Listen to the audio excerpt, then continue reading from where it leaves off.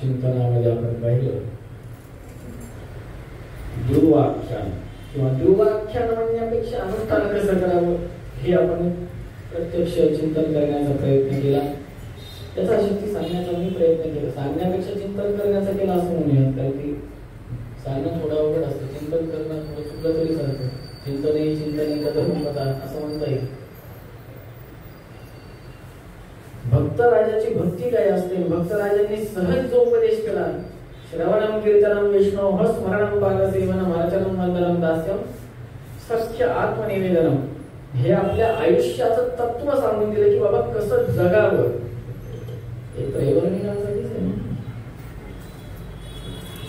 निदान वेद हा कोण्या एका वर्णासाठी नाहीये. त्रैवर्णिकांना वेद श्रवण, चिंतन, पठन, पारायणाचा, गायत्री उपदेशाचा अधिकार आहे. सध्या ते लोप पावलं आहे हे आपण म्हणूया. ब्राह्मण, क्षत्रिय आणि वैश्य या त्रैवर्णिकांना वेद शिकण्याचा अधिकार आहे. याबद्दल आपण परवा दिवशी विशेष चिंतन करणार आहोत. पण मुख्य विषय असा की नवविधा भक्तीचा उपदेश करून दिला. परत मैत्रेयजी पराशर मुनी त्यांच्या संवादामध्ये मैत्रेय महाराज परत प्रार्थना करतात. म्हणतात तुम्ही सगळे तत्वाभिमानी देवतांची सृष्टी सांगितली की देवतांची सृष्टी सांगितली महाराज, ब्रह्मांडाची सृष्टी कुठं सांगितली? ब्रह्मांड कसं हे नाही सांगितलं तुम्ही, देवता आणि तत्व सांगितलं. परत प्रार्थना करतात. मैत्रेय उवाच कथितो भगवता ब्रह्मन् सर्गं स्वयं भुवश्च मे श्रोतुमिच्छाम्यहं तत्व सकलं मंडलं भुवः. पराशर ऋषींना साष्टांग दंडवत प्रणिपात करतात. हे ऋषी आतापर्यंत आपले जे काही कथा आपण सांगितल्या आहेत त्या मग ब्रह्मदेवाच्या उत्पत्ती साक्षात भगवंतानं आत्मसृष्टीपासून ते सर्व तत्वाभिमानी देवतांपर्यंत जे काही उत्पत्ती केली ती कथा आम्ही ऐकली. त्याच्यानंतर समुद्र मंथनाची कथा ऐकली, वराह भगवंताची कथा ऐकली, ध्रुवाख्यान ऐकलं, प्रल्हाद आख्यान ऐकलं, त्याच्या मागचं तत्व श्रवण केलं. आता एक प्रार्थना आहे मला. काय प्रार्थना आहे? तुम्ही जी सुरुवातीला सर्व देवतांची उत्पत्ती सांगितली, तेव्हा सर्कल देवता व त्या देवतांचं तत्व सांगितलं, पण ब्रह्मांडाची उत्पत्ती एकदा सांगा ना महाराज. जिथे आम्ही राहतो ती कशी उत्पत्ती झाली ते सांगा. तेव्हा पराशरवणी म्हणतात, ऋषी म्हणतात, श्री पराशरो वाच जम्बुप्लक्षा ध्येयो द्वीपो शाल्मलश्चापरो द्विज कुशः क्रौञ्चस्तथा शाखः पुष्करश्चैव सप्तमः एते द्वीपा समुद्रेस्तु सप्त सप्तभिरावृताः लवनेक्षुसुरा सर्पिदेव सपिर्दधि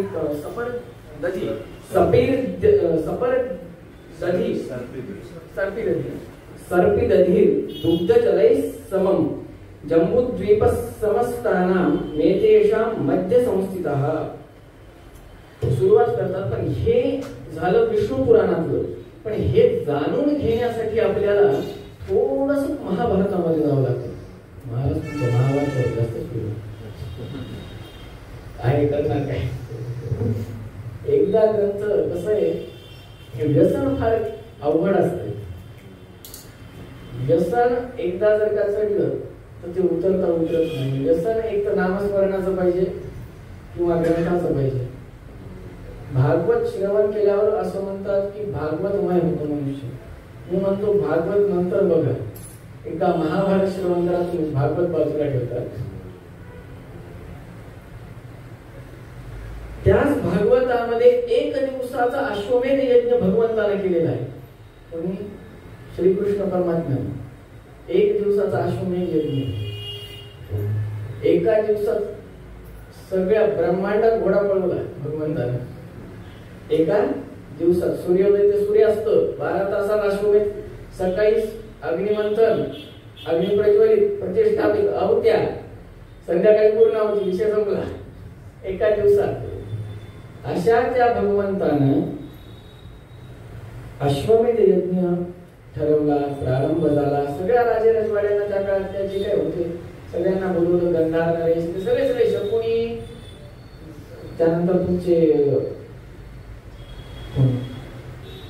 कुरु वंशातले सगळे ज्येष्ठ श्रेष्ठ, म्हणजे पितामहांपासून धृतराष्ट्रांपासून कुरु वंशजांपासून कौरवांपासून पांडवां सगळ्यांना झाडून पुसून आमंत्रण दिलं. सगळेजण आले, यज्ञाला बसले. यज्ञ सुरू झाला.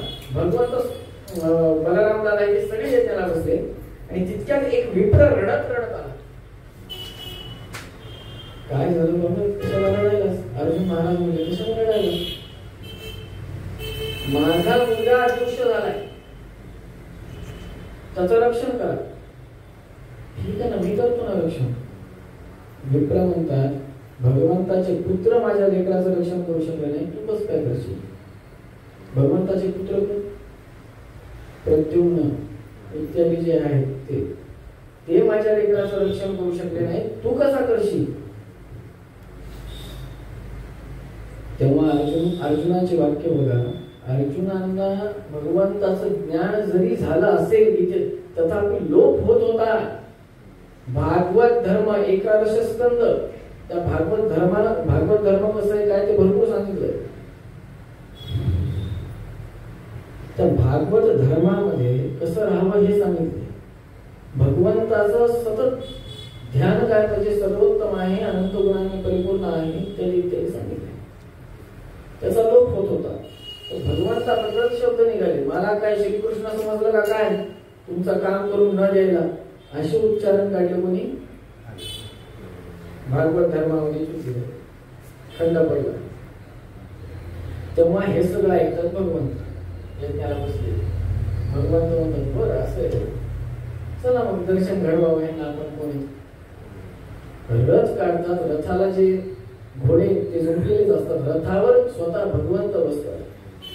अर्जुनाला सोबत घेतात, त्या विप्राला सोबत घेतात आणि रथ ज्या भरधाव म्हणजे त्याला मनोजम मार्ग तुझ्या हेच आपण म्हणू शकतो. मनाच्याही कित्येक पटीनं, वायुदेवाच्या कित्येक पटीनं भरधाव वेगानं रथ आकाशात उडतो. जसा आकाशात उडाला कुठून? जम्बूद्वीपावरनं. निघाला कुठून? स्टेशन कुठलं आहे? जम्बूद्वीप. जिथून निघालं डेस्टिनेशन आहे वैकुंठ. आता म्हणजे स्टेशन लागतं ना, संभाजीनगरवरून परभणीला जाताना लागते. चिकलठाणा, कुंदवाडी, जालना, परतूर, सेलू, मानवत रोड, पेडगाव आणि परभणी. तसंच आता हे सगळे स्टेशन लागते. जसं निघाले जम्बूद्वीप, या द्वीपावरनं ते निघाले मध्यभागी. आता डोळ्यासमोर कसं सांगतो तेवढं फक्त डोळ्यासमोर ताट असतं ना आपलं, ताट जेवायचं, ते ताट आहे म्हणजे ताट म्हणजे जम्बूद्वीप. आता त्याच्या बाजूला एक एक कडा फक्त लावत राहा. एकावर एक नाहीये ब्रह्मांड, एकावर एक नाहीये, उतरंडी नाहीये. कशी आहे कळलं? तबकडी आहे. आता फक्त तसं चालत जा. एकावर एक जाऊ नका, उतरंडी लावू नका, फक्त बाजूला असं कठडे लावत जा. जम्बूद्वीप वर्तुळाकार आहे, ते 1,00,000 योजन विस्तृत आहे. किती? 1,00,000 योजन विस्तृत. त्या जम्बूद्वीपावरनं भगवंतानं काय रथामध्ये बसून या विप्राला आणि अर्जुनाला घेऊन निघाले. आपणच संकल्पामध्ये म्हणतो जम्बूद्वीपे भरतवर्षे भरतखंडे आर्यावर्ते रामक्षेत्रे अस्मिन्. जम्बूद्वीपे म्हणजे कुठं? आपण कुठे? आता इथून निघालो. इथून निघाल्यावर सगळ्यात पहिली जी तटबंदी येते ती येते लवण समुद्राची. ते लवण समुद्र 1,00,000 योजन विस्तृत आहे, जम्बूद्वीपाला घेरलेले. त्या लवण समुद्राला पार केल्यानंतर प्लक्षद्वीप आहे. त्या प्लक्षद्वीपावर ते जे प्लक्षद्वीप आहे ते 2,00,000 योजन विस्तृत आहे. त्यानंतर इक्षु समुद्र आहे, ते 2,00,000 योजन विस्तृत आहे. त्यानंतर श्यामगी द्वीप आहे, ते 4,00,000 योजन विस्तृत आहे. त्यानंतर सुरा समुद्र आहे, ते 4,00,000 योजन विस्तृत आहे. नंतर कुशद्वीप आहे, ते 8,00,000 योजन विस्तृत आहे. दधी समुद्र आहे, 8,00,000 योजन विस्तृत आहे. क्रौंच द्वीप आहे, 16,00,000 योजन विस्तृत आहे. घृत समुद्र आहे, 16,00,000 योजन विस्तृत आहे. शाकर द्वीप आहे, 35,00,000 योजन विस्तृत आहे. क्षीर समुद्र आहे, 32,00,000 योजन विस्तृत. पुष्कर द्वीप आहे, 64,00,000 योजन विस्तृत. हे आता तबकड्या वाढत चालल्यात कडे आजूबाजूचे. पुष्कर द्वीप 64,00,000 योजन विस्तृत. त्याच्यानंतर शुद्धोदक समुद्र जे येतो तो 64,00,000 योजन विस्तृत आहे. त्याच्यानंतर खरी मजा येते. त्याच्यानंतर एक जमीन आहे, उदाहरणार्थ कुरुक्षेत्रासारखं मैदान पकडा ना, सगळं इथून तिथून सपाट पठारी भाग, इथून तिथून असा सुवर्ण वज्र लेपित, सोनं आणि हिरे याच्याने लेपित ती सगळी जमीन आहे. किती आहे? 96,00,000 योजन विस्तृत ती जमीन आहे. आणि या सुवर्ण वज्र लेपित जमिनीच्या आणि घनोदक नावाचा त्याच्या पुढचा एक कठडा आहे. त्याच्यामध्ये उदाहरणार्थ सोप्या भाषेत कळावे यासाठी कोणी वाघा बॉर्डर किंवा अटारी बॉर्डर बघितली असेल, ऐकलं असेल ना, वाघा बॉर्डर भारत पाकिस्तानची बॉर्डर. तिथं कसं आहे, 2 गेट आहेत, एक भारताचा आणि एक पाकिस्तानचा. दोघांच्या मध्ये जागा असते थोडीफार, त्याला आपण शून्य जागा किंवा शून्य भूमी म्हणतात.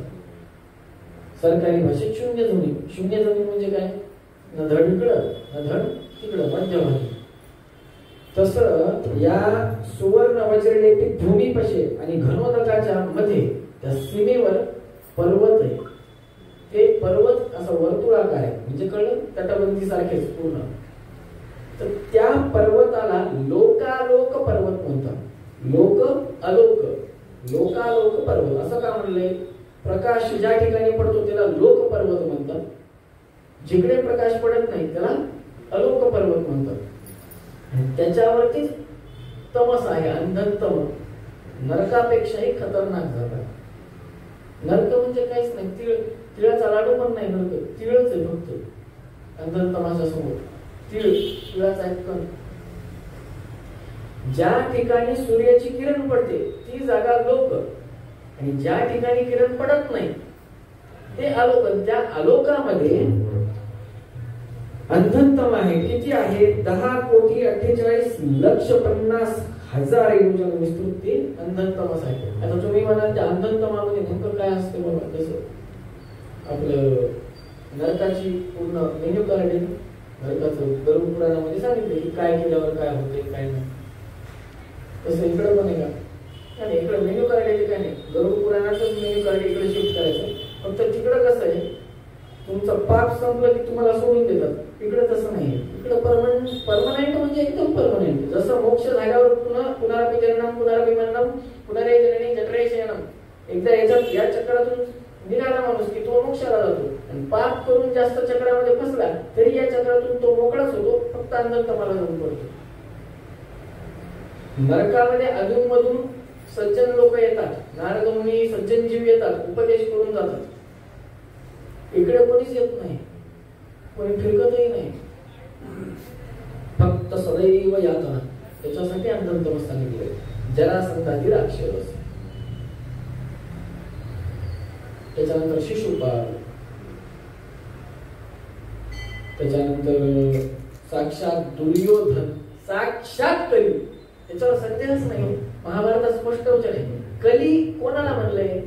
दुर्योधन हा साक्षात कली. त्याच्यानंतर दुसरा कली कोण? कलीचा आवेशानं परिपूर्ण दुःशासन,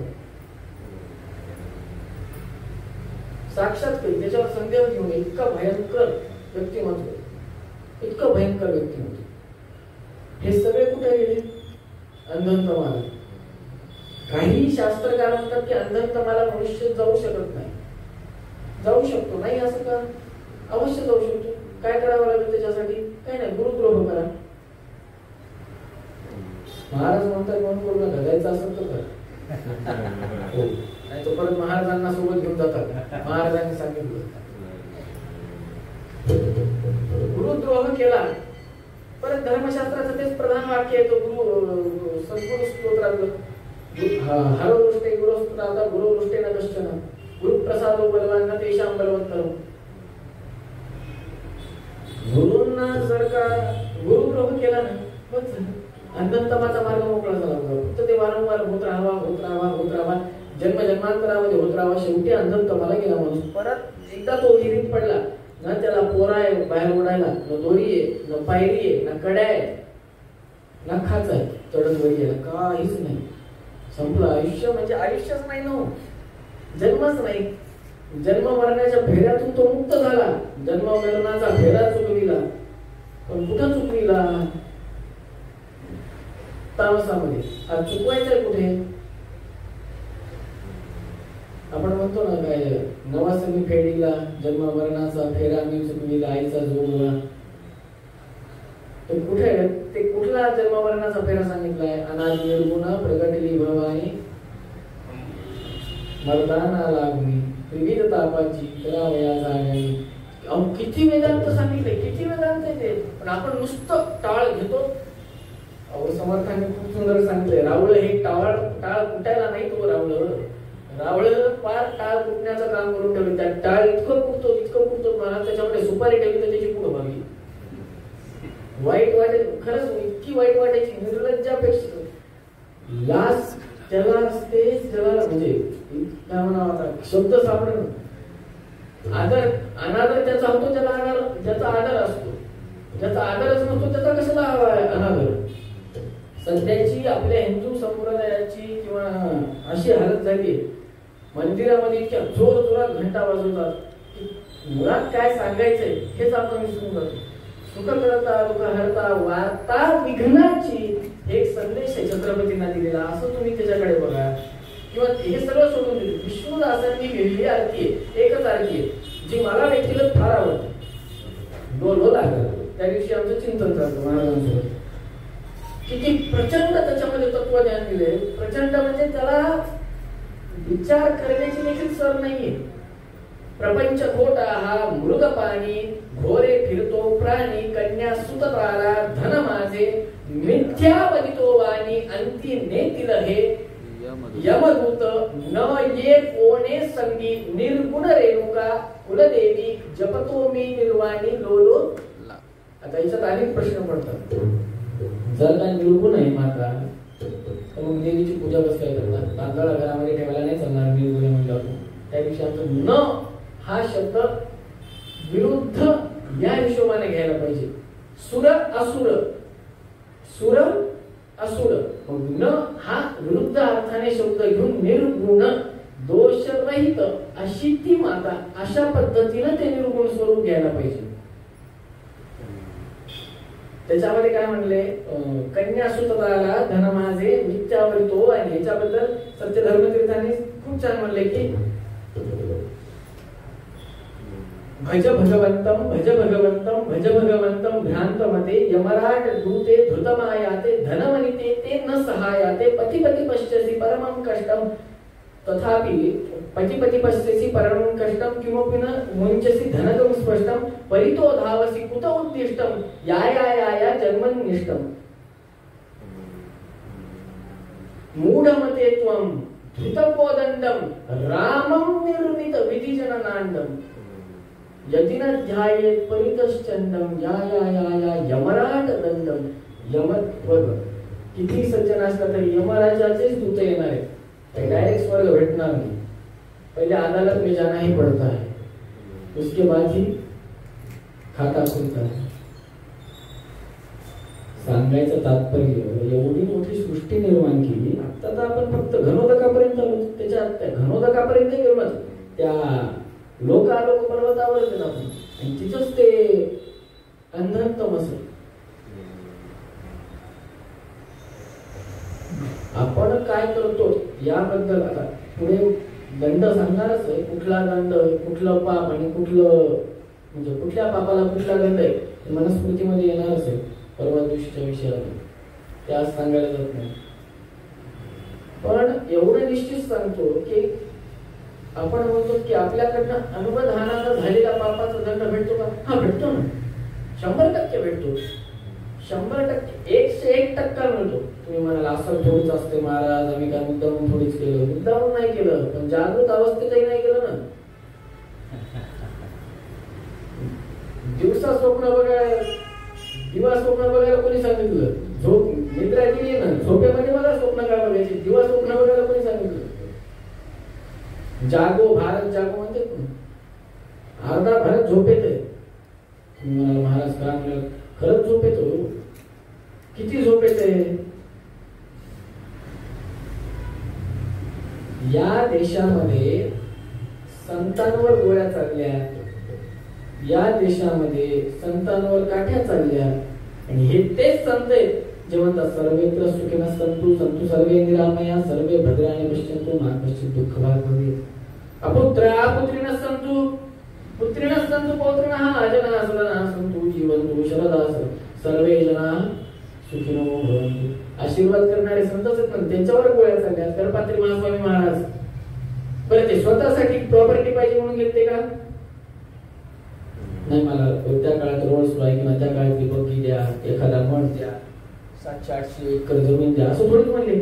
गायला राष्ट्रमाता करा, तिचं संरक्षण करा. गायी सहित संतांवर गोळ्या चालवल्या. कोणावर? आणि एक लक्षात ठेवा, आज तुम्ही आम्ही इथं बसून चिंतन करायचं. एक क्लिप फार व्हायरल झाली. ते फक्त एवढंच म्हणले, युट्यूबला आहे, की एकदा मुस्लिम प्रधानमंत्री होऊ द्या. ते एक क्लिप आहे, मी बघितलेली आहे व्यक्तिगत आणि खूप ठिकाणी व्हायरल झालेली. महाराज फक्त एकदा मुस्लिम पंतप्रधान होऊ द्या म्हणतात मनुष्य. 90% हिंदू पहिल्या आठवड्यात आम्ही साफ करू म्हणतो. एकही मंदिर ठेवणार नाही म्हणा. उरले सुरले जे काही आहे, जे औरंगजेबाला केले तेच आम्ही करू, असं ते खुले आम म्हणतो. जनगणना माझ्यामध्ये 2012 मध्ये झाली ना शेवटची, नंतर झाली का? अजून व्हायचीच आहे. मुहूर्त लागच ना.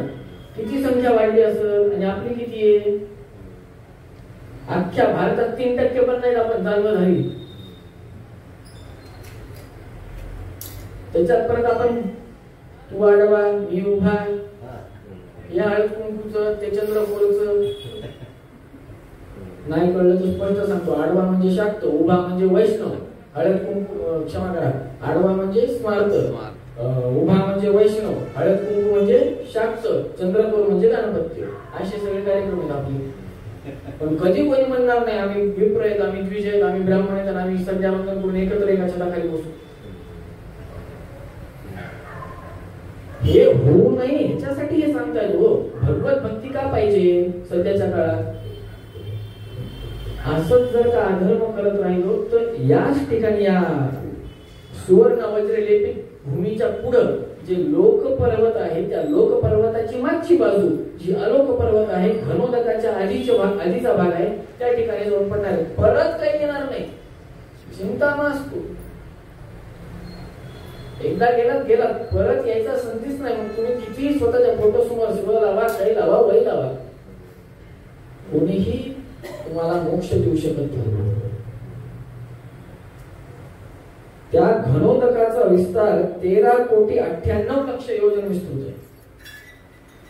त्या घनोदकानंतर ब्रह्मांडाचं खरपर, जे मी 2-3दा सांगितलं की बाबा ज्याच्यातून त्रिविक्रम रूपी वामन भगवंत जेव्हा बळी महाराज म्हणतात काय पाहिजे सांगा, तेव्हा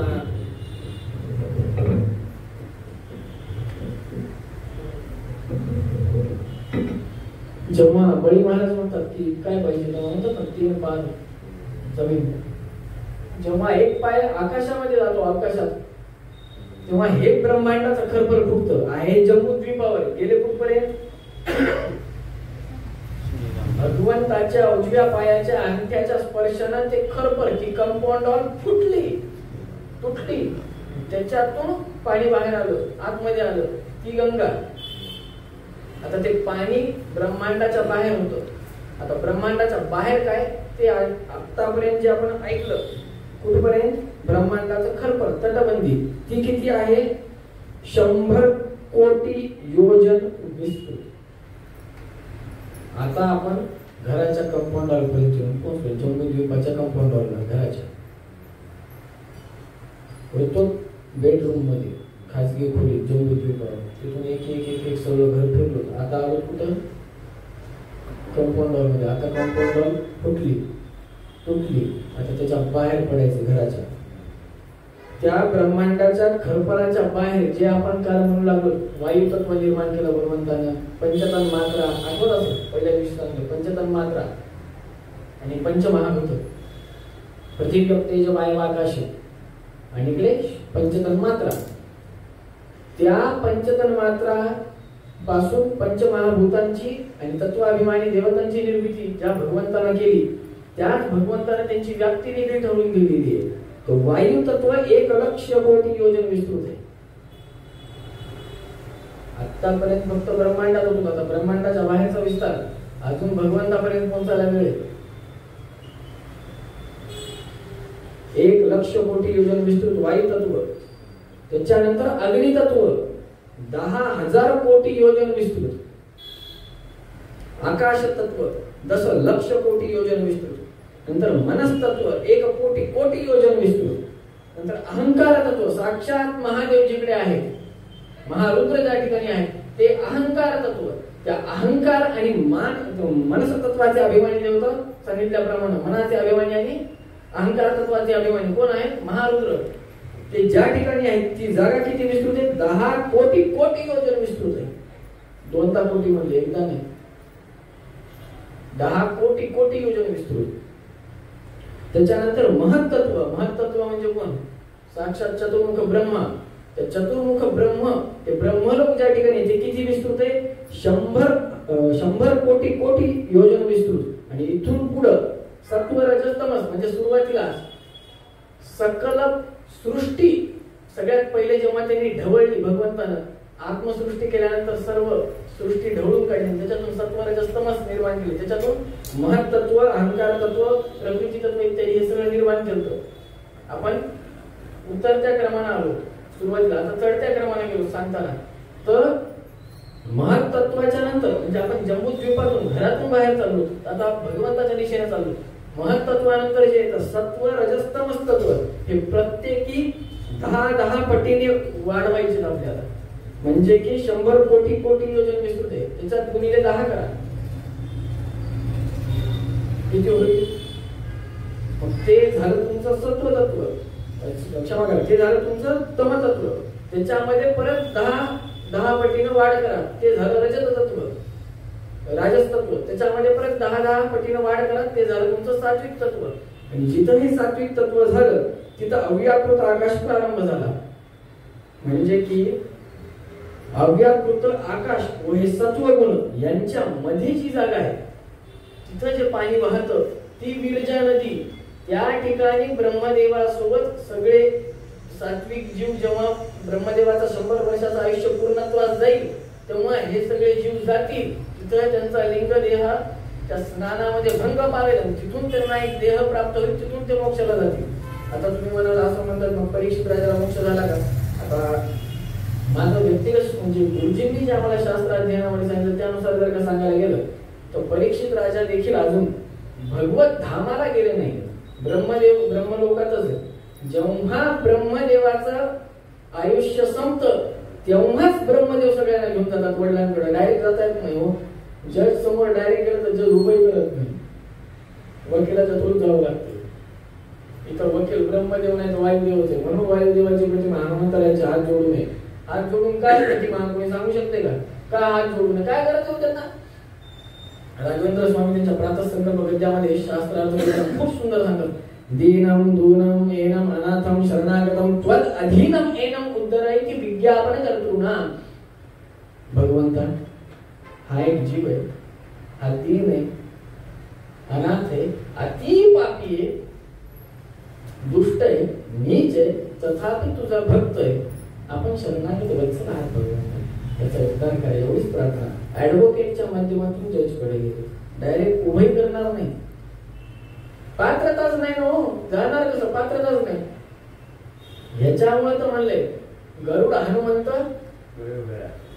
आधी जाताना त्यांनाच नमस्कार आहे, कुठल्याही मंदिरात जावा, भगवंताचं दर्शनच नाही.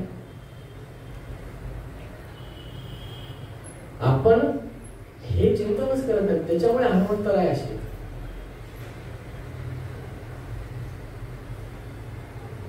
राम झाला तरी रामासाठी नाही वाटत रामा. त्याचं कारणच हे ना हो, वायुदेव हे आपल्यासाठी उभे टाकले, त्यांच्यासाठी नाही. त्यांचं झालं सगळं, त्यांना सगळं भरून पावलं. काय स्वात्म प्रधान वैगम पवनात्मजस्य कुर्वन् समाश्रितमुं परमाभितुष्टः. जेव्हा सांगतात सीता माताचा शोध झाल्यावर तेव्हा भगवंत म्हणतात तुला काय करू बाबा, मी तुला स्वात्म प्रधान वैगम, मी आलिंगन करून टाकतो ना. स्वतःला समर्पित करून टाकलं भगवंतानं, हृदयामध्ये जाऊन बसल्या. याच्यापेक्षा अजून काय देतात? मग तथापि हात का जोडले? आपल्यासाठी जोडले. दीनम दूनम येनम अनाथम शरणागतम त्वदधीनम येनम उद्धरयति विज्ञापन कर्तृणाम म्हणून सांगितले शास्त्रामध्ये. त्या अव्याकृत आकाशाच्या आणि सत्व गुणाच्या मध्ये जी नदी वाहते ती विरजा नदी. आणि त्या ठिकाणी हे सगळे जे सात्विक जीव आहेत ते सगळे जण आहे एकत्र. आता कसं आहे, बस तोपर्यंत निघत नाही जोपर्यंत भरत नाही, आणि ती बस भरणार जेव्हा ब्रह्मदेवाचं आयुष्य पूर्णत्वास जाणार. तोपर्यंत काही बस भरणार नाही, तोपर्यंत काही गाडी निघणार नाही. त्याच्यामुळे काही चिंता करू नका. कोणी आता म्हणलं स्वतःच्या पूर्वजांच्या नावासमोर वय दिलं, काही दिलं, काही दिलं तरी ब्रह्मदेवाचं जोपर्यंत आयुष्याचं पूर्णत्वास जाणार नाही तोपर्यंत किती पिंड ठेवली तरी काही होणार नाही. फक्त ते आता धर्मशास्त्र आहे, करावं लागतं, कर नाही. आणि ते धर्मशास्त्र आहे, त्याला कारण आहे ते आपण सांगू शकत नाही. चेष्टा मस्करीचा भाग नाही, परंतु हे सत्य आहे ना. ब्रह्मदेवा खेरीज तुम्ही पुढे जाऊ शकत नाही.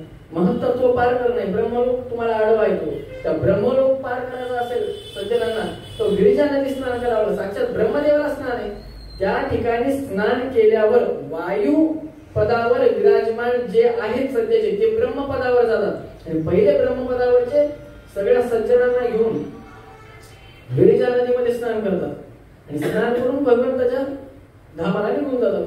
आता ही गिरिजा नदी स्नान झाल्यानंतर अव्याकृत आकाश येतं. आता हे अव्याकृत आकाश आहे का? साक्षात महालक्ष्मी. ओतप्रोत अव्याकृत व्याप्तच आहे, त्याच्यामध्ये दुसरं काही सांगायची गरजच नाही. प्रचंड व्याप्त आहे. त्या अव्याकृत आकाशामध्ये हे सगळे जण गेल्यावर भगवतीची सेवा झाल्यावर तिथून पुढे जे स्थान येतं ते स्थान फार अद्भुत आहे.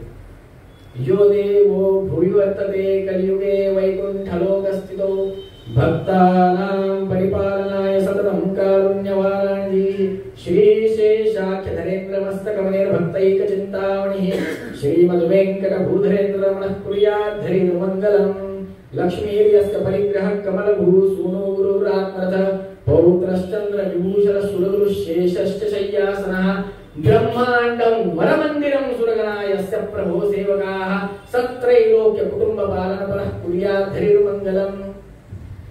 तिथं कोण कोण आहेत सेवेला? ब्रह्मा वायु गिरीश शेष गरुडा देवेंद्र कामो गुरो चंद्रार्को वरुणा नलौ मनुयमौ नित्येश विघ्नेश्वरौ नासत्यो निर्वृतिर्मरुद्गणयुता परिजन्य मित्रालयः सर्वे स्थावर जंगमः प्रतिदिनं कुर्वन्तु नो मंगलम्. तिथं अजून कोण कोण आहेत राजांमध्ये? इथं झाले देवतांमध्ये मानधाता नौशोंबरीश सकरो राजा पृथु हैहयः श्रीमान धर्मसुतो नलो दशरथो राजा याति यदो इक्ष्वाकुश्च विभीषणश्च भरतश्चोत्तानपादो ध्रुवो श्चैत्याजा भुजश्च सततं कुर्वन्तु नो मंगलम्. सगळ्यांची तिथं गर्दी लागली ब्रह्मलोकामध्ये. ऑलरेडी एवढे पोहोचले, वेटिंग वर आहेत. हे वेटिंग सांगितली मी फक्त. यो देवो भुवि वर्तते कलियुगे वैकुंठ लोकस्थितो. पंढरपूर वैकुंठ आहे. वैकुंठ या पृथ्वीवर दोन ठिकाणी भगवंत साक्षात विराजमान आहे. म्हणजे बद्रिकाश्रमाबद्दल मी म्हणतच नाही. आपलं बद्रिकाश्रम हरिद्वारापासून चालू होतं, तर ते देवलोक आहे पृथ्वीवरचं. तर त्या देवलोकाबद्दल आपण चिंतन नको करायला, आपण खालचा भाग चिंतन करूया. या पृथ्वीवर दोन ठिकाणी वैकुंठ सांगितले. त्यात कलियुगामध्ये जास्त सन्निधानात प्रत्यक्षामध्ये कुठे आहेत? तर तिरुमलामध्ये. आणि दुसरं स्थान कुठलं सांगितलेलं आहे? तर पंढरपूरमध्ये. किती साम्य नाही. जो तिरुपतीमध्ये आहे तोच पंढरपूरमध्ये आहे, जो पंढरपूरमध्ये आहे तोच तिरुपतीमध्ये आहे. भेद नाहीये. त्यानंतर साक्षात भगवंताचं एवढा सगळा महिमा सांगत असताना भगवंतानं काय काय निर्माण केलं ते सांगितल्यावर वैकुंठ सांगतात. वैकुंठाचा महिमा सांगतात. वैकुंठ कसा आहे? वैकुंठ कसा आहे म्हणजे याच्याबद्दल गर्ग संहितेमध्ये आणि महाभारतामध्ये भागवतामध्ये एकदा गोवर्धन कथा झाल्यानंतर हे परत मी सांगितलं. संक्षिप्त फक्त स्पर्श करून जातो, कारण की कृष्ण कथा पुढे येणार आहे. भगवंत तू खरंच भगवंत आहेस ना, मग आम्हाला पण घेऊन जा ना वैकुंठाचं दर्शन घडवून. तेव्हा भगवंत सगळ्यांना घेऊन जातो वैकुंठामध्ये. भगवंत बालगोपाल. तेव्हाची कथा फार वेगळी आहे. ती ब्रजवासी फारच सुंदर सांगतात. ब्रजवासीयांची खासियत आहे. असती भागवत कथा सांगतील गर्ग संहिता, अख्खी गर्ग संहिता सांगते. कथा असती भागवताची, लीला सांगतात गर्ग संहितेची, कारण की लीला सगळ्यात जास्त गर्ग संहितेच सांगितलं. असं सगळ्यात लांब, किती लांब, अव्याकृत आकाशाच्या बाहेर वैकुंठ आहे. जिथपर्यंतचा प्रवास गाठायचा आहे आपल्याला. आपलं ध्येय असतं इथून दिल्लीला जायचं. दिल्लीला जाऊन करता काय हस्तिनावतीमध्ये? ते थोडी शेवटचं ठिकाण आहे. काय हालत होती ना ध्येयापासून भटकल्यावर, काय हालत होती ते सांगा म्हणतात आज कथेमध्ये. पुढे चालून 12 सूर्यांचे नाव सांगतात. 12 महिने सूर्यांच्या रथात बघा. 12 महिने हे तर मान्य आहे. चैत्र वैशाख ज्येष्ठ आषाढ श्रावण भाद्रपद अश्विन कार्तिक मार्गशीर्ष पौष माघ. काय राहिलं? नाही काय करून सांगतो, नाही राहिलं तर क्षमा करा. त्या 12 महिन्यामध्ये 12 आदित्य. सूर्य काही एक नाहीये. 12 सूर्य. ते 12 सूर्य त्या रथावर प्रत्येक महिन्यामध्ये पायी पद्धतीने येतात. त्यांच्या सोबत एकूण 7 जण त्या रथावर विराजमान होतात. नंतर तो रथ निघतो. रथस्य एकम चक्रम भुजगयंता सप्ततुर्गा निरालंबो मार्गोचरण विलस्तार तिरपिरपिरी आदेवांतम प्रतिग्रहपा रसकनमस क्रिया सिद्धे सत्वे वसतेने अपाम उपकरणे. रथस्य एकम चक्रम एकमेव चाले. भुजगयंता सप्ततुर्गा भुजंग सापाचा लगाम 7 घोडे. निरालंबो मार्गोचरण विलस्तार तिरपी रस्ता ठरलेला नाहीये. रस्त्यावर कुठे नेम प्लेट दिशादर्शक काही नाहीये. चरण विकल सारथी अपंग असलेला सारथी रविर्या देवांतम प्रतिदिन अपार असते नमस्कार. प्रत्येक दिवशी दररोज ते येतात रथावर बसून, रस्ता ठरलेला नसतो तरी देखील ते त्यांच्या डेस्टिनेशनला, त्यांच्या लक्ष्याला जाऊन पोहोचतात. क्रिया सिद्धी स्वत्वे वसते अपानोपकरणे. पराशर ऋषी म्हणतात धाता क्रतुस्थलाचैव श्री पराशर उवाच धाता क्रतुस्थलाचैव पुलस्त्यो वासुकीस्तथा रथभृत ग्रामिणी हेस्तीस तुंबुरुश्चैव सप्तमः. 7 जण बसतात. चैत्र महिना, चैत्र शुद्ध प्रतिपदेला रथारूढ होतात. कोण होतात? सूर्य रथामध्ये, सूर्याच्या रथामध्ये धाता नावाचे जे आदित्य आहेत ते बसतात. क्रतुस्थला अप्सरा बसतात, ती अप्सरा बसते. पुलस्त ऋषी बसतात. वासुकी सर्प बसतात. रथभृत नावाचे यक्ष बसतात आणि तुंबुरू नावाचा गंधर्व बसतात. तेव्हा हा रथ चैत्र महिन्यामध्ये धावतो. परत वैशाख महिना येतो. त्या वैशाख महिन्यामध्ये आदित्य बदलतात. आर्यमा नावाचे आदित्य ज्याच्यामध्ये बसतात. पुलह नावाचे ऋषी बसतात. रथौजा नावाचे यक्ष बसतात. पुंजिकस्थला नावाची अप्सरा बसते. प्रहेती नावाचा राक्षस बसतो. कच्छवीर नावाचे सर्प बसतात. नारद नावाची गंधर्व. त्यानंतर ज्येष्ठ महिना, मित्र नावाचे आदित्य बसतात. अत्रि नावाचे ऋषी बसतात. तक्षक नावाचा सर्प त्याच्यामध्ये आरूढ होतात. पौरुषेय नावाचे राक्षस, मेनका नावाची अप्सरा, हा नावाचे गंधर्व आणि रथस्वन नावाचे यक्ष त्याच्यावर आरूढ होतात. आषाढ मास, वैशाख सांगितलं नाही, वैशाख सांगितलं ज्येष्ठामध्ये आर्यमा नाही, वैशाख नाही सांगितलं.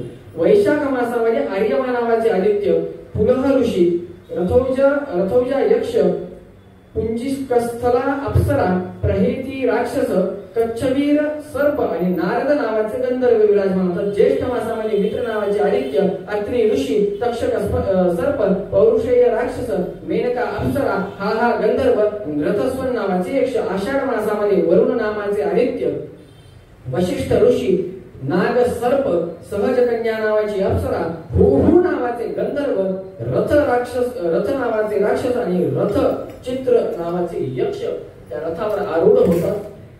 श्रावण मासामध्ये इंद्र नामक आदित्य, विश्वावसु गंधर्व, अंगिरस ऋषी, एलापुत्र सर्प, स्त्रोत यक्ष आणि प्रमलोचा अप्सरा आणि सर्पी नामक राक्षस त्याच्यावर आरूढ होतात. भाद्रपद मास उगवतो. विवस्वान नामक आदित्य, उग्रसेन गंधर्व, भृगु ऋषी, आपुरण यक्ष, अनुमलोचा अप्सरा, शंखपाल नावाचा सर्प आणि व्याघ्र राक्षस. अश्विन मास उगवतो.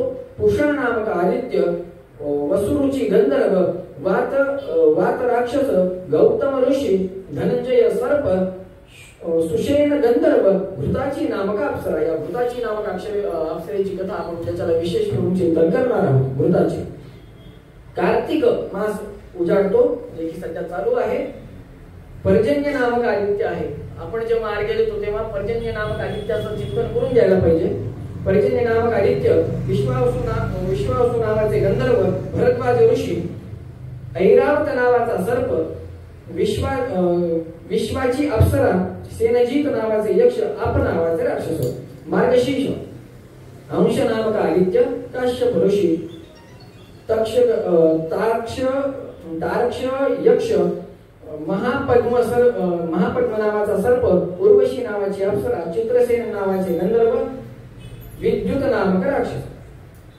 पौष मास, त्या पौष मासामध्ये भग नामक आदित्य, क्रतुऋषी, पूर्णायु गंधर्व, स्फुर्ज राक्षस, कर्कोटक नावाचा सर्प, अरिष्टानेमी यक्ष, पूर्वचित्ती अप्सरा. माघ मास उजाडतो. त्वष्टा नावाचे आदित्य, जमदग्नी ऋषी, कंबल सर्प, तिलोत्तमा नावाची अप्सरा, ब्रह्मोपेत राक्षस, ऋतजित यक्ष, धृतराष्ट्र नामक गंधर्व. फाल्गुन मास शेवटचा उगवतो. विष्णू नामक आदित्य,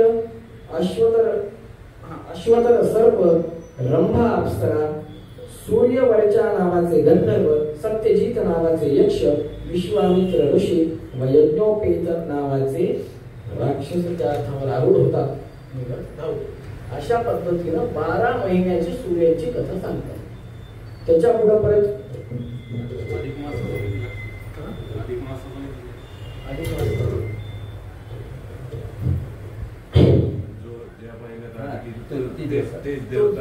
आता उदाहरणार्थ अधिक मासाबद्दल आता विषय काढला म्हणून 5 मिनिटात सांगतो, पुढे जातो. संप्रदाय अनेक आहेत, तसं विशेषतः अद्वैत संप्रदाय, रामानुजी संप्रदाय. आपल्याकडे अधिक मास जर का आला, अश्विन शुद्ध प्रतिपदा असं आहे. अधिक अश्विन आला तर तुम्ही अधिक आधी येतो का नंतर येतो हे सांगा.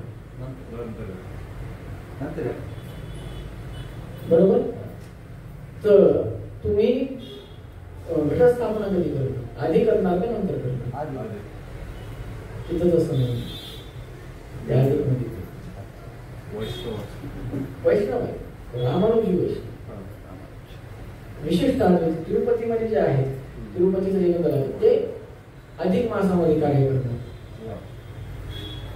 अधिक आला पण मास तर तोच आहे ना. मास नियामक देवता नाही बदलत आहे, मास वाढतोय. मास नियामक देवता किंवा ते सूर्य हे तर बदलत नाही, तेच त्या ठिकाणी त्यांचंच ते वास्तव्य आहे किंवा त्यांचंच सन्निधान आहे असं आपण धरून चालायला पाहिजे. पुढे चालून पराशर उवाच चाले ग्रामे महाभागे भगवन्यस्तमानसः स उवाच चिरं कालं मैत्रेयं पृथ्वीपतिः. जडभरताची कथा प्रारंभ करतात. कथा सगळ्यांना माहिती जडभरताची, आणि ह्याच्यातलं तत्व काय माझ्या मते ह्याच्याकडे आपण जास्त लक्ष दिलं. ऋषभरूपी परमात्मा व इंद्रपुत्री असलेली जयंती माता, त्यांना 100 पुत्र होते. त्याच्यातले ज्येष्ठ हे भरत महाराज. ज्येष्ठ असल्यामुळे राज्यप्राप्ती झाली, राज्याभिषेक झाला. योग्य मध्यम वयापर्यंत राज्यकारभार केला. पुढे चालून स्वतःच्या पुत्रांना राज्य सुपूर्द केलं. सर्व संघ परित्याग करून गंडकी नदीच्या तीरी असलेल्या कुलाहाश्रमात ते गेले. तेथे स्नान तप करत राहिले. तेथे एके दिवशी नदीच्या तीरावर असताना त्यांचं लक्ष जातं. अथा जगामत तत्तीरम जलम पातुम पिपासिता आसन्न प्रसवा ब्रह्म नेकेव हिरणी वना. वनामध्ये एक हरिणी, बरोबर आहे, हरिण आणि हरिणी.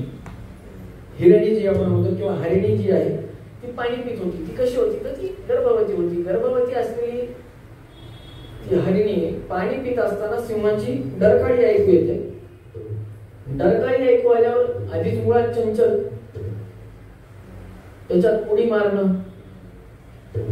अचानक सिंहगर्जना ऐकू येते. भयभीत झालेली ती हरिणी जोरात उडी मारते आणि उडी मारून नदीच्या पलीकडच्या तीरावर जाते. जोरात उडी मारल्यामुळे काय झालं, अत्युच्चता रोहणे नास्या नद्यां गर्भ पपातः. पराशर मुनी सांगतात, जोरात उडी मारल्यानं गर्भ कुठं पडला. जेव्हा उडी मारली, जेव्हा ती नदीच्या वर होती तेव्हाच गर्भपात झाला आणि गर्भ वाहून गेला.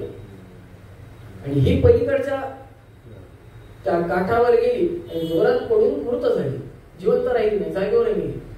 प्रसूती कुठं झाली, पाण्यातही नाही, जमिनीवरही नाही, आकाशातच प्रसूती झाली. गर्भ वाहून गेला, ही जमिनीवर पडली आणि जागेवर मृत झाली.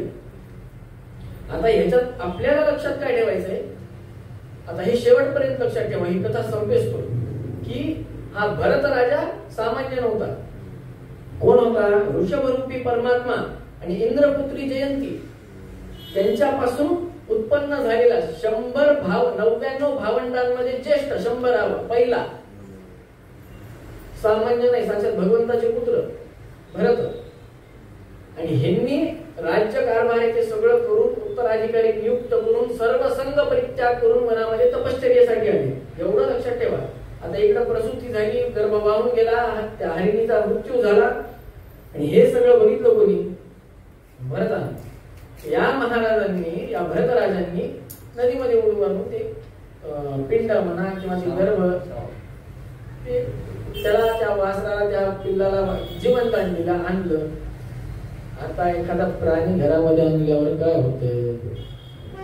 सगळं बाळांपणच करावं लागतं. स्वतःचे लेकरू राहते उपाशी, त्यांचे लेकरू राहते धष्टपुष्ट. अहो असे नमुने आहेत, असे महाभारत आहेत बाबा. एका ठिकाणी गेलतो महाराज, संभाजीनगर, नाव सांगत नाही, आरती महालक्ष्मी पूजा होती. त्या दिवशी श्रीसुक्ताच्या पाठासाठी फक्त रात्री एकदा येऊन जा म्हणे, 16 वेळेस पाठ करायचे होते. गेलो, आरती लावली, उदो उदो उदो उदो जगदंबे माते. आरती झाली, कर्पूर करून सगळं झालं. नंतर आपण आरती घेतो, भगवंताचं स्मरण करतो. मांजरी पाहिल्यात महाराज. त्या मांजरींना समोरचे 2 पाय उचलून त्या आरतीवर ठेवून त्याच्या डोक्यावर. त्या मांजरींचा किती पुण्य की भगवंताची आरती भेटेल. आता आपल्याला असं चिंतन करणं, याच्यापेक्षा पलीकडे दुसरं चिंतन करू शकत नाही. बरं, यजमानाच्या तोंडावर बोलावं, यजमान तसे धडधा करत नाही, ते ब्राह्मणालाच घराच्या बाहेर काढण्यासाठी. आजची अवस्था अशी झाली की ब्राह्मणाला यजमानाच्या अधीन राहायचं. मुळात ब्राह्मणाच्या अधीन यजमान असतो. सगळं उलट आहे. असो, हरणाचं ते पिल्लू सांभाळलं.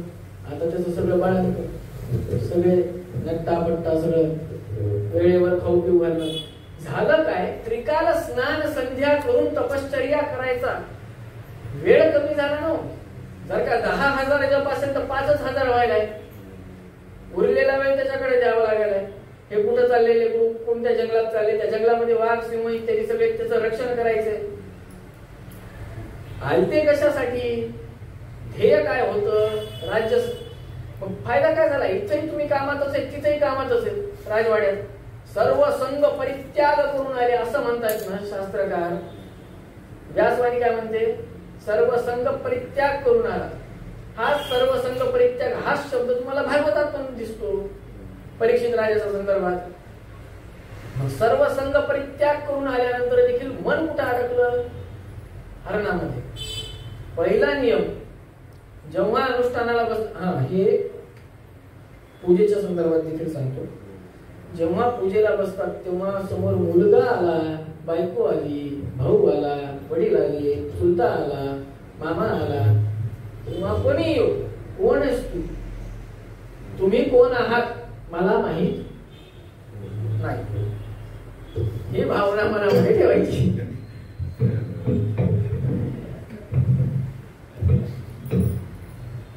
माईकला देखील कळालं मला माहित नाही, खाली गेला. हो, पण सांगण्याचं तात्पर्य वैराग्य भावना. आपल्यामध्ये वैराग्य प्राप्ती होऊ शकत नाही, ती योग्यता नाही. परंतु निदान पूजे संदर्भात बसल्यावर तुम्ही कोण आहात मला माहित नाही, मला फक्त परमात्मा माहिती, मला माझे गुरु माहिती, मला त्यांचा दिलेला उपदेश माहिती, मला वेद माहिती, मला शास्त्र माहिती, मला उपनिषद माहिती, मला गुरु स्तोत्र माहिती. विषय संपला, याच्या पलीकडे काय माहित नाही. आचमन झालं, भस्म धारणाच्या आधी आचमन आहे, गोपीचंदन धारणाच्या आधी आचमन आहे. अजून काय लावता कोणी? हळकुंड.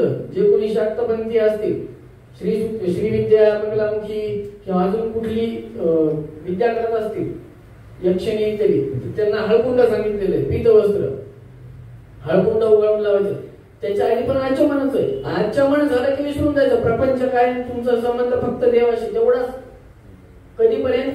अनेन कृत पूजनेन अस्मत् गुरु अंतर्गत भारतीय मुख्य प्राणांतर्गत कुलदेवता जे काय असेल, कृष्णार्पण वस्तू गोविंदा गोविंदा म्हणलं की परत आचमन होईस तर तुमचा संबंध फक्त तेवढाच.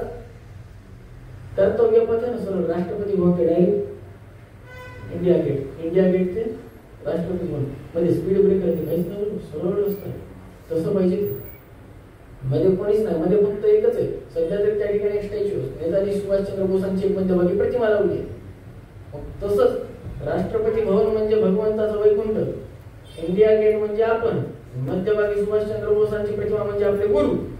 अशा पद्धतीने जायचे आपण. सोपं सांगितलं. जे आपण 26 जानेवारीला परेडमध्ये बघतो तेच सांगितलं, दुसरं काहीच सांगितलं नाही, फक्त उदाहरण असं दिलं. नेमकं इथं विसर पडला हो. विसर काय पडला? सत्य स्वरूपी भगवंताचा विसर पडला, कामाचा विसर पडला. ज्या काम काय होतं, कर्तव्य काय होतं, संकल्प मूलक काम वै यज्ञ संकल्प संभव हा व्रतानी यमधर्माश्च सर्वे संकल्पजा स्मृता. मनुस्मृती सांगते दुसऱ्या अध्यायामध्ये. मनु महाराज म्हणतात संकल्प कशासाठी? संकल्प मूलक काम वै यज्ञ संकल्प. मनामध्ये संकल्प करायचा आहे. संकल्प म्हणजे पाणी घ्या, अक्षरा घ्या, ममान.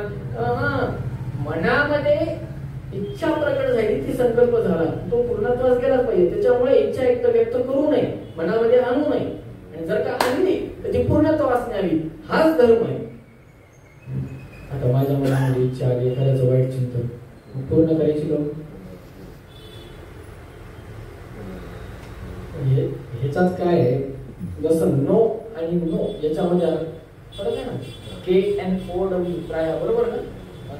इंग्लिश भाषा माझी अंगद भाषा, नेट नाही मला, लिहिता वाचता येत नाही, पण थोडंफार 10वी पर्यंत झालं म्हणजे यथाशक्ती ते काय छडी लागे छमछम विद्या एका. आणि NO फरक आहे ना. एकामध्ये K सायलेंट आहे.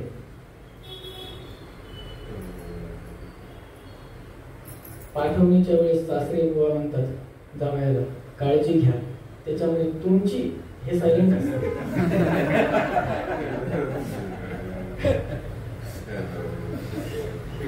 अगदी तसंच मनु महाराजांनी इथं सांगितलंय. संकल्प मूलक काम वै यज्ञ संकल्प संभव हा व्रतांची सर्वे संकल्प जास्त होता.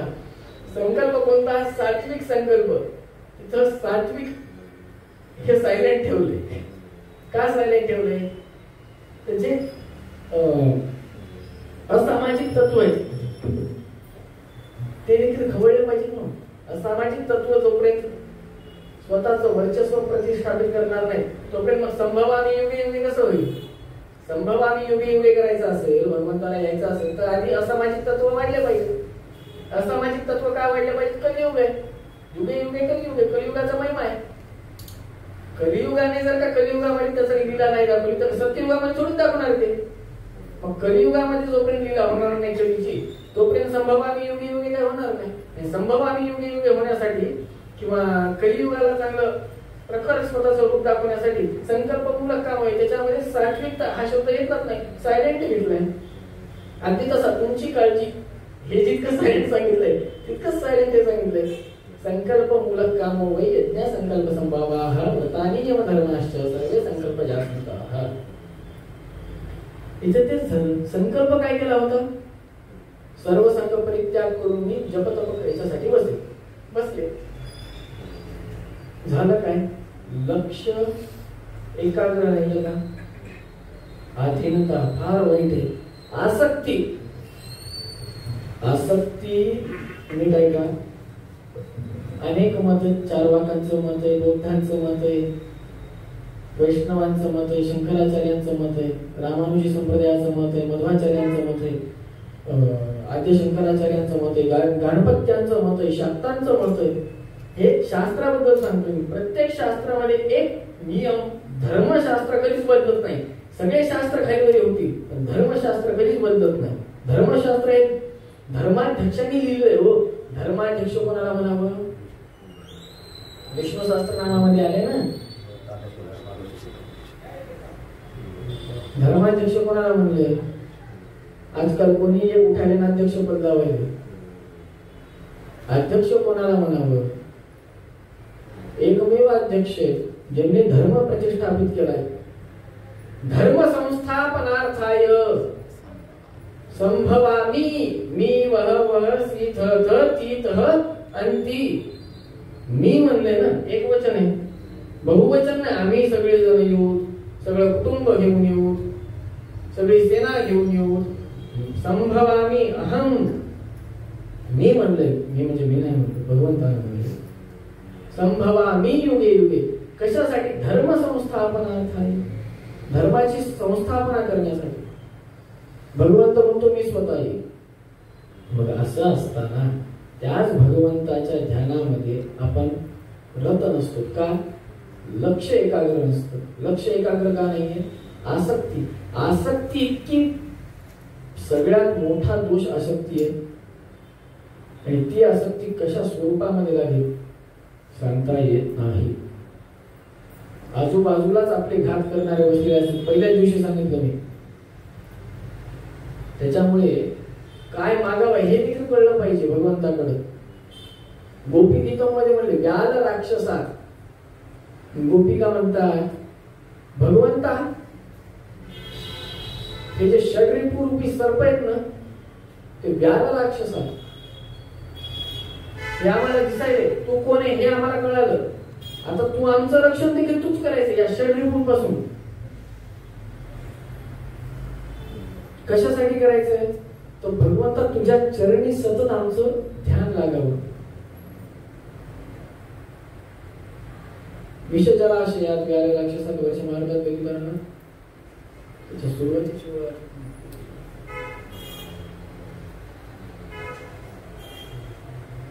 भज सखे भवे किं करिस्मनो जलरुहारणं चारु दर्शयम्. शरदुदाशये साधु जात सत सरसिजोदर श्रीमुषादृश. शरदुदाशये शरद ऋतूमध्ये तुडुंब भरलेल्या सरोवरामध्ये ज्या पद्धतीने एखादं कमळाचं फुल आपलं मन आपलं लक्ष त्याकडे मनुष्याचं लक्ष ते वेधून घेतं त्याच्यापेक्षा कित्येक कांतीने युक्त भगवंता तुझे नेत्र आहेत. त्या नेत्राने तू फक्त एकदा दृष्टीपट आमच्याकडे टाका. हासम हरे रवनता किलोक तीव्र शोकाश्रू सागर विशेषण मत्तुलारम. तृतीय स्कंदामध्ये येतं हासम हरे रवनता किलोक. भगवंताची एक कृती क्रिया काय आहे. मंद स्मित हास्य केलं तर अनंत जीवांचा उद्धार होतो. डोळे असे अंतर उघडले मंद स्मित हास्य केलं तर अनंत अनंत जीवांना मोक्ष प्राप्त होतो. हे भागवत सांगतो मी नाही सांगत. वेदव्यासांची वाणी ही. आणि हेच गोपी गीतामध्ये दशमस्कंदामध्ये काय म्हणतात शरदुदाशये साधू जात सत सरसी जोदर श्री मुषादृशा. भगवंता तुमचे डोळे कसे आहेत. शरद ऋतूतील तुडुंब भरलेल्या सरोवरामध्ये असलेल्या कमळ जे आहे ते ज्या पद्धतीनं मनुष्याचं मन वेधून धरतं त्याच्यापेक्षा अनंत कांतीने युक्त भगवंत तुझे नेत्र आहेत ते अत्यंत कोमल आहेत. शांताकारं भुजगशयनं पद्मनाभं सुरेशं विश्वाधारं गगनसदृशं मेघवर्णं शुभं लक्ष्मीकान्तं कमलनयनं. आलं का नाही. किती कोमल आहे आणि किती तेजस्वी आहे. अनंत अनंत चंद्रांची कांती देखील तुमच्या डोळ्यासमोर पिकी आहे. आणि त्या डोळ्यांनी एकदा कृपा कटाक्ष टाका आमच्यावर. करुणा पूर्णमय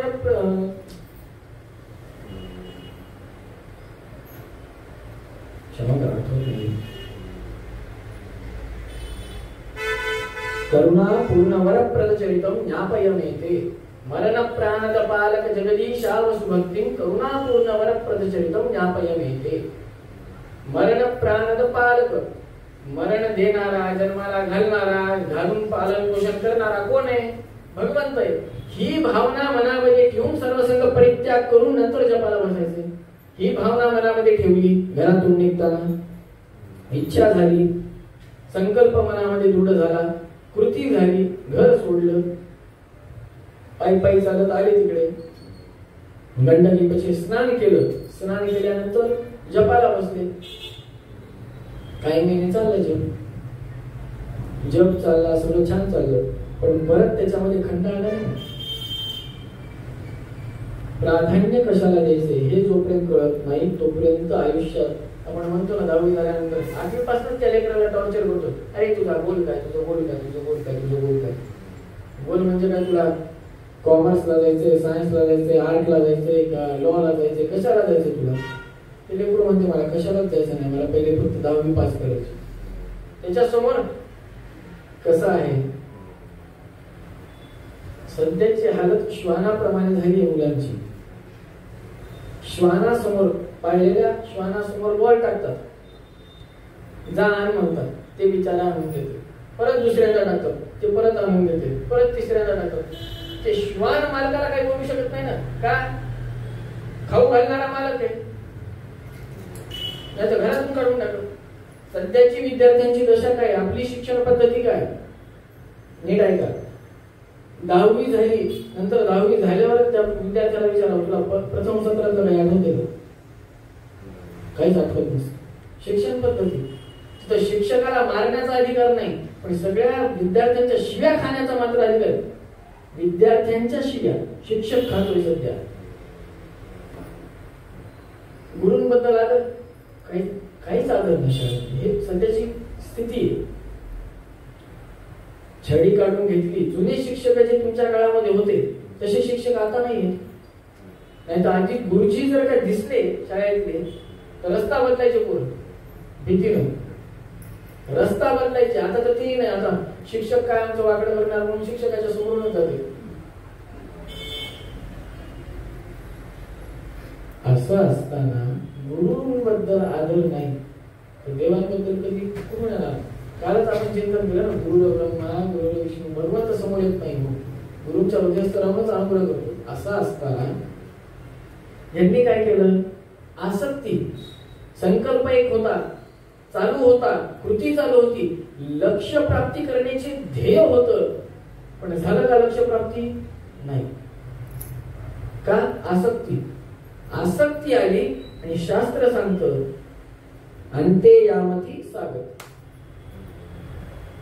शेवटी जाताना जी बुद्धी असते, जे विचार असतात त्याच गतीला आपण जातो. आसक्ती कशामध्ये अडकली? जन्माला कोणत्या स्वरूपात आले? पुढच्या जन्मात दुसरं स्वरूप कुठलं आलं त्यांचं? हरणाचं. दुसरा जन्म. लक्षात ठेवा, दुसरा जन्म. पण प्रारब्ध अशी इतकं जोरदार होतं की पहिल्या जन्मामध्ये अर्थात भरत स्वरूपामध्ये असताना भगवंताची आराधना फार केली हो महाराज. त्याच्यामुळे हरिण जन्मामध्ये देखील, हरणाच्या जन्मामध्ये देखील सगळं ज्ञान होतं पूर्वजन्मातलं. म्हणून ते देह देखील त्यांनी सोडून दिला स्वशक्ती सामर्थ्यानं. नंतर अंगिरस नावाच्या ब्राह्मणाच्या घरी जन्माला आले. तिसरा जन्म कुठे? अंगिरस नावाच्या ब्राह्मणाच्या घरी जन्माला आले. वाढले. 55 वर्ष उपनयन संस्कार आणि वेदपाठ प्रारंभ. वेदपाठ प्रारंभ झाल्यावर श्री गुरुभ्यो नमः हरि ओम गायत्री मंत्र सांगितला. स्वर आहेत, मी म्हणत नाही, स्वर आहेत ना त्याला.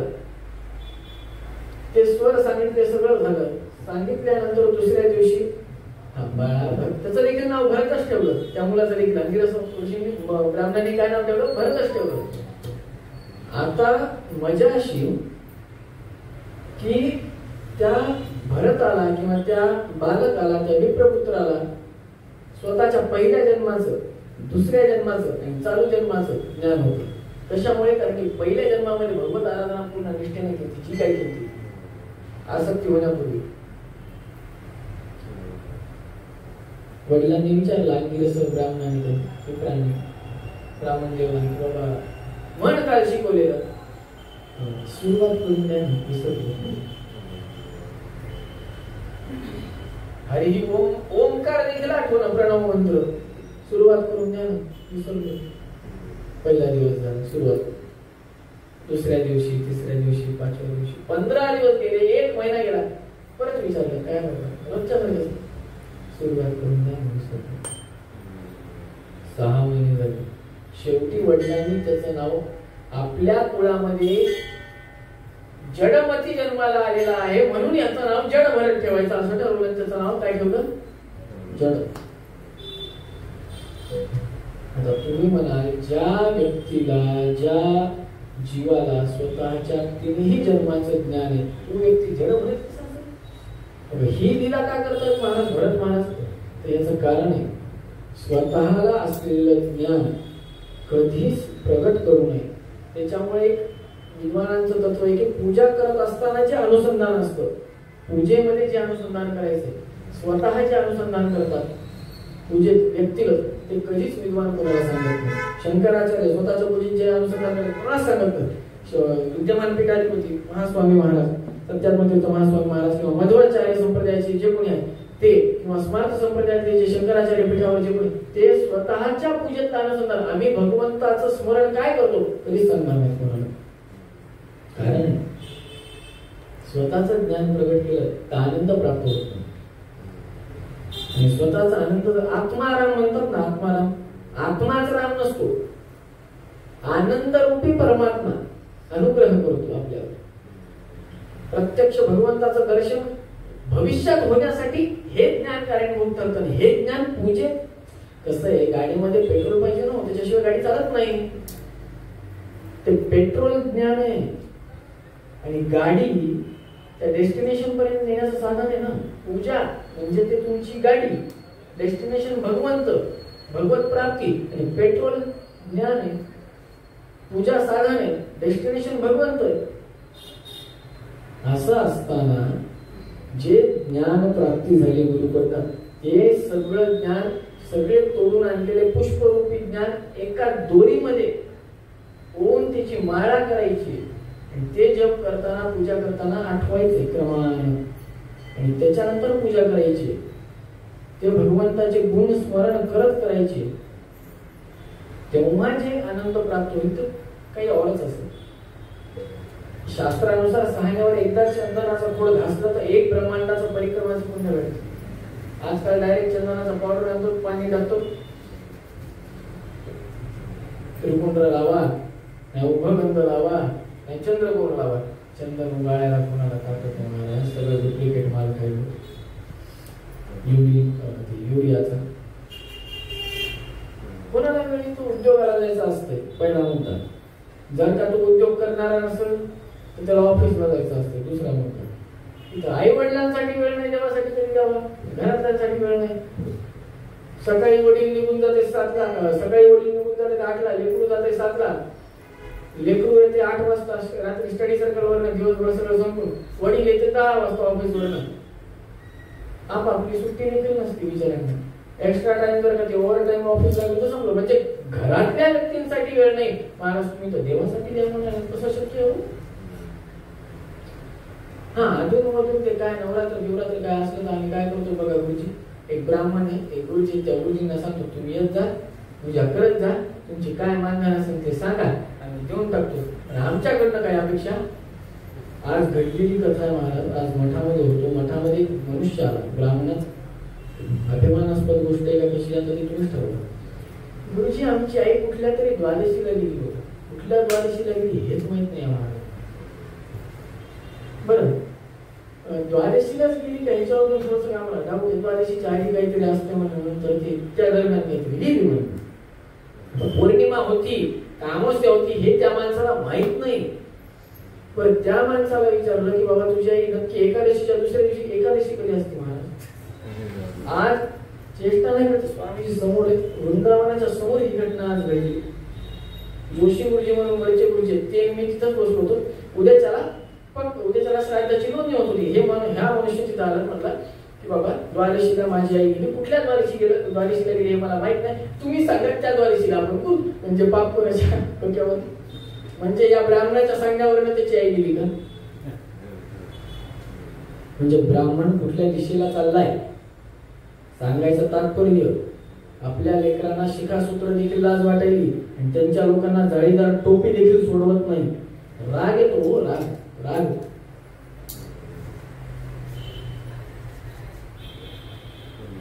एकच सांगतो की धर्म रक्षते रक्षिता. सोपं, ह्याच्यापेक्षा जास्त काही सांगू शकत नाही. तेवढी पात्रता नाही. स्वामीजींनी पण तेच सांगितलं होतं, सगळे साधू संत तेच सांगतात. संध्या वंदन तरी करा निघाल नाही ते. आत्ताच ती वेळ आली की ज्याच्या घरामध्ये पळी दामन आहे त्याला ब्राह्मण म्हणावं. कारण की जानवी तर खुंट्याला लटकून ठेवले. श्राद्ध पक्षाच्या वेळेसच दिसते. शरद महाराज आंबेडकरांनी सांगितलेलं त्यांचं वास्तव्य त्यांच्यासोबत घडलेलं. एका ठिकाणी श्राद्ध पक्षाला बोलवलं. ते रामदासी आहेत, ते रामदासी भिक्षा उघडी हातामध्ये घेऊन भिक्षा मागितल्याशिवाय, जय जय रघुवीर समर्थ असं म्हणल्याशिवाय ते भिक्षा मागितल्याशिवाय अन्न पाणी ग्रहण करत नाहीत. ते वयस्कर आहेत. त्यांना एका ठिकाणी श्राद्ध सांगायला बोलवलं. श्राद्धाला बसले, गळ्यात जन्म नाही. आणि ते यजमान काय म्हणतात, घ्या ना महाराज जमून बिना जाणव्याचं जमून घ्यायला. सव्या अपसव्य करणार का सव महाराज? गरजच नाही ना.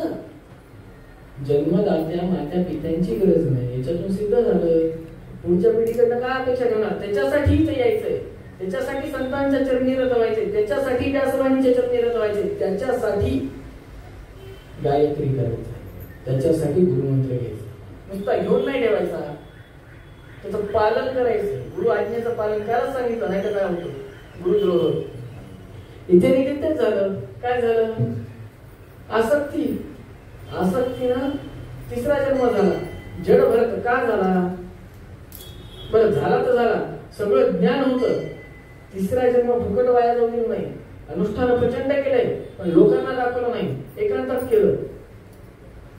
आणि एकांतामध्ये अनुष्ठान करून करून करून भगवंताचं चिंतन करत होते. असंप्रज्ञात समाधी स्थितीपर्यंत जात होते. भगवंताचं साक्षात दर्शन व्हायचं अशा अवस्थेत होते. आणि पुढची कथा सगळ्यांना माहिती की बाबा ते राजा भेटतो, राजाला उपदेश करतात, नंतर राजाला मोक्ष होतो, राजाचा उद्धार होतो, यांचा स्वतःचा उद्धार होतो. ही कथा अशी सप्ती भरताची, जड भरताची हीच कथा आहे ना भागवतात. सगळीकडे हीच सांगितली जाते. राजाला उपदेश होतो हा सगळ्यानंतरचा विषय, पण मुख्य विषय काय? अंते यामध्ये सागते. तुम्ही काय चिंतन करता? मी त्याच्यामुळेच म्हणलं, तुम्ही जी उपासना करता तसंच घडतं. उपासना काय करता हे महत्वाचं आहे ना. विषयामध्ये जर का तुम्ही अडकला तर काय होणार आहे? एकमेव गती होणार आहे. पुनरपि जननम पुनरपि मरणम पुनरे जननी जठरे शयनम. चक्रामध्ये अडकणार, मुक्त होणार नाही. आता काही जण म्हणतात की महाराज उद्याचा दिवस माहित नाही कसा जाणार आहे आमचा, तुम्ही मोक्षाच्या गोष्टी करतात, हे कसं काय सांगतात? मोक्ष होणार हे कसं काय सांगतात? याची त्याच पद्धतीने सांगू शकतो ठामपणे की ज्या पद्धतीनं आतापर्यंत सूर्य अस्तानंतर उदयास आला, त्याच पद्धतीनं मनुष्य मेल्यानंतर त्याच्या प्रारब्धानं त्याला गती प्राप्त होणार. ह्याला साक्षीदार आहे की चंद्र, सूर्य. नवग्रहांपैकी 2 ग्रह स्पष्ट दिसतात ना महाराज, हे तर मान्य करा. बरं, त्याच दिसले म्हणून उद्याच्याला दिसत नाहीत का? असं कधी झाले का की सूर्य उगवलाच नाही? एखाद्या 2 तिथीचा लोक, बरं लोक पण असे प्रश्न विचारतात, महाराज प्रश्न विचारलाय का एकादशी चतुर्थी एका दिवशी आली तर करायचं का? एकादशी आणि चतुर्थी एका दिवशी म्हणजे माणसाची विचार क्षमता, म्हणजे मनुष्य विषयापासून कसा प्रगटतो त्याचा मूळ हेतू काय होता? व्रत आचरण करणं. व्रत करायचंय ना, चतुर्थी किंवा एकादशी करायची. आता मुकाट्यानं करावी ना की बाबा चतुर्थीच्या दिवशी काही अंगारिका किंवा काय एकत्रित अथर्व शीर्षाचे पाठ करावे, महागणपतींचं पूजन करावं, एकादशी असली निर्जला करा, निर्जला होत नसली खाऊन पिऊन करा, जे काय असेल तुमचं त्या पद्धतीने. पण नको ते प्रश्न करायचे. महाराज एकादशी चतुर्थी एकत्र आली तर करावं काय? येत नाही एकत्र, नाही आली तर करायचंच काय? येत नाही आली तर करायचंच काय? करायचं काय म्हणजे काय नाही बघा बाई, लोण्याचे मोदक करायचे, तेलामध्ये तळायचे. तर दुसरा उपाय काय सांगावं? लोण्याचे मोदक करायचे आणि तेलामध्ये तळायचे. ती बाई वापस गेली, अर्ध्या रस्त्यातून परत आली. महाराज लोण्याचे मोदक तेलामध्ये तळले तर उतरून जातील, कसे राहतील? मग तसंच जसे ते मोदक राहत नाही तसं एकादशी आणि चतुर्थी येत नाही. आता याच्यापेक्षा दुसरं दृष्टांत काय द्यावा? ही आपली काय विचारावं हेच कळत नाही हो. त्याच्यामुळे विषय काम वश झाले चिंतनाचे नाश. करा क्षमा अपराध गुरु सार्वभौम. आपली हालत हीच झाली आहे. विषय काम वश झाले चिंतनाचे नाश. करा क्षमा अपराध गुरु सार्वभौम. गुरु आम्हाला क्षमा करा. का? तुम्ही गुरुमंत्र दिला तथापि आम्ही विषय काम वश. गुरुमंत्र तारण्यासाठी का मारण्यासाठी आहे? तारण्यासाठी आहे ना. तरी इमानीवर एक तरी माळ होती का? इकडे तिकडे लक्ष असते. गुरुमंत्र कशासाठी? तारण्यासाठी. विषय कामवश झाले चिंतनाचे नाश. चिंतन करायला सांगितलं होतं भगवंताचं, होतंय का? नाही. करा क्षमा अपराध. गुरुंच्या चरणीच क्षमा मागायची, गुरु अंतर्गत भगवंताची क्षमा मागायची. इथे देखील तोच विषय झाला. विषयामध्ये आसक्ती झाली, 3 जन्म झाले. ती पुण्याही एवढी प्रबल होती की 3 जन्माचं ज्ञान होतं. 3ऱ्या जन्मामध्ये मी मूढ आहे असं ढोंग रचलं भरत महाराजांनी. सगळं जे काही ज्ञान चिंतन तप जप केलं ते फक्त स्वतःसाठी ठेवलं, संसारासाठी नाही ठेवलं. आधीचं सगळं संसारासाठी ठेवलं. पहिले जे काही पुण्य केलं ते हरणाला दिलं वाचून. दुसरं जे हरिण स्वरूपामध्ये जे होते रूपात आले, त्यांनी स्वतःचाच म्हणजे स्वतःचा प्राण, एवढी ताकद होती की स्वतःचा प्राण सोडून दिला त्या पुण्याच्या बळावर. तिसऱ्या जन्मामध्ये स्वतःसाठीच सगळं ठेवलं आणि फक्त त्याचा वापर भगवत प्राप्तीसाठी केला. अशा पद्धतीनं कथा येते, अशा पद्धतीने शिकले. पुढे चालून सांगतात की सौवीरन नावाचा जो राजा आहे त्याला उपदेश केला, उपदेश करून त्याचा उद्धार केला, स्वतःचाही उद्धार झाला भरत महाराजांचा. या भरत राजाच्या नावावरनं भरतभूमी, भरतखंडे, जम्बूद्वीप हे भरत देश, हा भारत कोणाच्या नावावरनं झाला? या भरत राजाच्या नावावरनं हा भारत देश झाला. अशी ही कथा श्री पराशर ऋषी मैत्रेय मुनींना सांगतात. कथेतून काय कळतं? आजच्या कथेतून हे महत्वाचे ना. 2 कथा झाल्या, कुठल्या कुठल्या झाल्या सांगा बरं? ब्रह्मांडवर्ण आणि भरत, जड भरताची कथा. ब्रह्मांड वर्णातून कळतं की आपण जिथं राहतो, आपण आहोत कुठं? किती बाय कितीची असेल फरशी? 1.5x2ची फरशी. 1.5x2च्या फरशीवर बसून आपण फोन मध्ये म्हणतो हा रुबाबात, आपण म्हणतो हा मी माझ्यामुळे सगळं काही माझ्यामुळे चाललंय. श्रीमद भगवतो महापुरुषस्य विष्णू राज्ञा प्रवर्तमानस्य. आता लावा कॅल्क्युलेशन. श्रीमद भगवतो ज्या वैकुंठात बसून भगवंत सगळं सूत्र चालवायला, त्या वैकुंठापासून आता जाताना जम्मूपासून तिकडे गेलो, जम्बूद्वीपापासून येताना उलट या त्या वैकुंठापासून अव्यक्त आकाश, त्याच्यानंतर गिरिजा नदी, त्याच्यानंतर हे पंचमहाभूतांचे तत्व, त्याच्यानंतर तुमचे घनोदक, त्याच्यानंतर तुमचं ते लोकालोक पर्वत, त्याच्यानंतर अनंत ते सगळे विषय, क्रमशद्वीप, कुशद्वीप, क्षीरद्वीप, नदीद्वीप, क्षीरसागर, नदीसागर, त्यानंतर सुवर्ण वज्रलेपित भूमी, हे सगळं करत करत करत तुम्ही कुठे येता? लवण समुद्र. त्याच्यानंतर जम्बूद्वीप. जम्बूद्वीपावर भरत खंडामध्ये एका छोट्याशा देशामध्ये, त्या छोट्याशा देशामध्ये, एका छोट्याशा राज्यामध्ये, त्या छोट्याशा राज्यामध्ये, एका छोट्याशा गावामध्ये, त्या छोट्याशा गावामध्ये, एका छोट्याशा गल्लीमध्ये, छोट्याशा 10x10च्या त्या खोलीमध्ये एका 2x2च्या फरशीवर बसून आपण म्हणतो भगवंत माझा काय करणार? म्हणतोच का नाही? ज्यानं हे सगळं ओतप्रोत ब्रह्मांड निर्माण केलं, ज्यानं भरत राजाला 3 अवतारामध्ये त्याच्या ज्ञान शाबित ठेवलं, पहिल्या अवताराचं, दुसऱ्या अवताराचं, चालू अवताराचं, त्याचा उद्धार केला, ते भगवंत आपल्याला मोक्ष देण्यासाठी सिद्ध आहे हे सांगण्यासाठी संकल्प आहे. हो, म्हणून श्रीमद भगवतो महापुरुषस्य विष्णू राज्ञा प्रवर्तमानस्य अद्य ब्रह्मणा द्वितीय परार्धी. त्याबद्दल काल चिंतन केलं आपण सगळं. अद्य ब्रह्मणा द्वितीय परार्धी काय काय नाही. श्री श्वेतवाराकल्पे वैवस्वत मनवंतरे कलियुगे कली प्रथमचने भरतवर्षे वर्तखंडे जम्बूद्वीपे दंडकारण्ये देशे गोदावरी ह्या उत्तरी दक्षिण तीरे, त्याच्यानंतर पुढचं जे काही विस्तार आहे ते. असं असताना अहंकार निघून जावा, मम आत्मना श्रुती होऊ नये, आपली मम हा शब्द येऊ नये, अहंकार होऊ नये, केलेलं कार्य भगवत प्रेरणेया भगवत प्रीत्यर्थ राहावं, याच्यासाठी संकल्प आहे की मनातलं मी करत आहे ही भावना निघून जावी, याच्यासाठी संकल्प आहे. नेमकं उलट सगळं करून घेतो, मनात मना श्रुती लावून टाकतो. त्याच्यामुळे भगवत प्रेरणेया भगवत प्रीत्यर्थ कार्य करावं आणि आसक्ती येऊ नये याच्यासाठी व्याल राक्षसा वर्ष मारुता द्वैत्युतानला ही भावना जी गोपिकांनी भगवंताच्या चरणी मागितलेलं आहे, मागं काय षड रिपुरूपी सर्पापासून आमचं रक्षण करावं, हे सतत सतत सतत आपण भगवंताच्या चरणी मागायला पाहिजे. तरच आपल्याला कुठेतरी भगवंताच्या अनुग्रहानं आपल्या गुरूंवर जी भगवंताची कृपादृष्टी आहे, त्या कृपादृष्टीच्या बळावर गुरूंनी जे आपल्याला उपदेश दिलेला आहे, त्या गुरूंच्या अनुग्रहाने आपल्याला भगवत प्राप्ती होणार आहे, डायरेक्ट होणार नाही, हे लक्षात ठेवा.